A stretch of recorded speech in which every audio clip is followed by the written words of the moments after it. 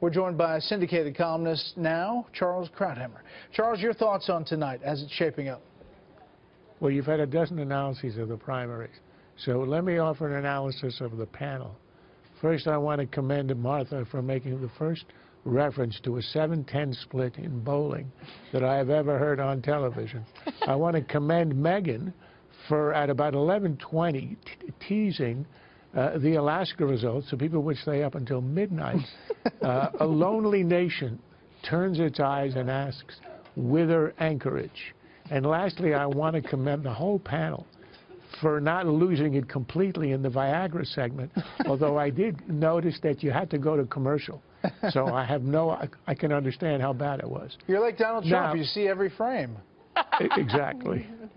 Now, as to the primaries, which I think is the main topic of discussion, look, to summarize really quickly, Trump had a wonderful night, of course, but what he did, I don't think it was sort of an explosive growth. He stayed on the glide path, which if he stays on, he wins, and I think largely because of the fractured opposition.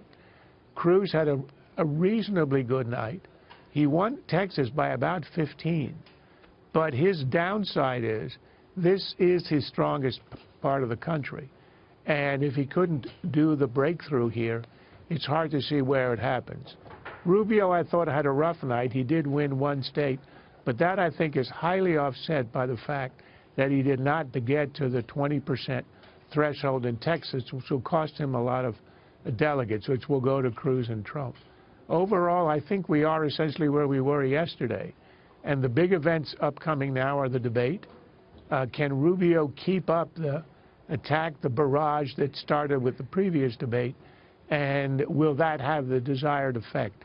If Rubio is right in interpreting the late deciders coming his way and the drop somewhat of Trump against what the expectations were, then I think he's got a chance to win Florida, which I think is the other big event. I think everything will happen in Florida. That's going to be the Waterloo for Rubio. If he loses, it could be springboard if he wins. Charles, just looking at some of the commentary online, this is from Charles Cook of National Review saying he disagrees that this was not a good night for Marco Rubio, that Rubio is done, as some have been saying, look, he was not expected to do particularly well during this so-called SEC primary, saying he ran ahead of his polling in these states. He racked up delegates. He stayed within his targets. He only got one fewer delegate than Donald Trump in Virginia. And he's very well positioned in the states that are coming up next, saying that the next round looks much more like Virginia and Minnesota than it does like Alabama and Texas. Your thoughts on that? All of that is true. But as of tonight, he's still treading water. The question is, can he maintain the last couple of days of momentum? And I think it does.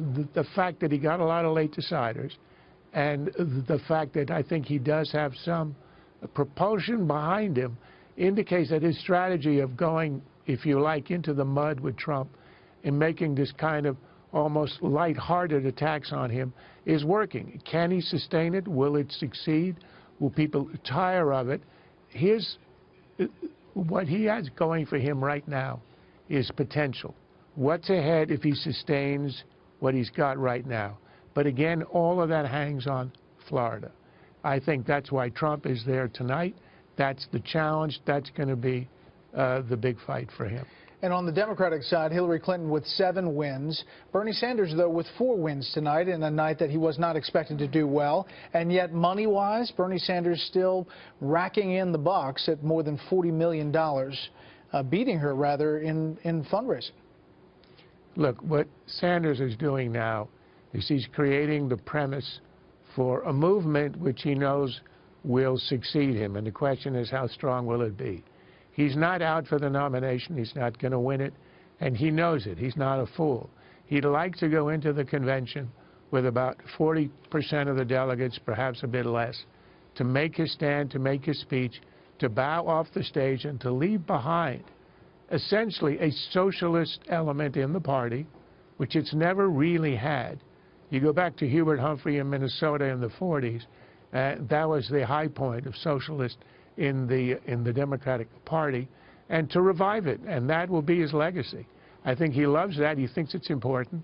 And considering that he was an essentially unknown senator with not a lot of achievements in a quarter of a century, it will be a remarkable legacy. Charles, quickly, before we go to break, what do you think is going to happen to this debate on Thursday night? I think it's going to be the rumble in the jungle. It's going to be, I think Rubio thinks that what he's done is going to succeed. Cruz will join in the fight. I don't think Cruz, Rubio go after each other. It's target Trump. That's their only hope, and I think they will go for it. Great to see you, Charles. Thank you. By the way, folks, that happens Thursday night, 9 p.m., right here on the Fox News Channel. The two of us, the head cowboy guy, Chris Wallace. In Motor City. That's right. Detroit. Hope you join us.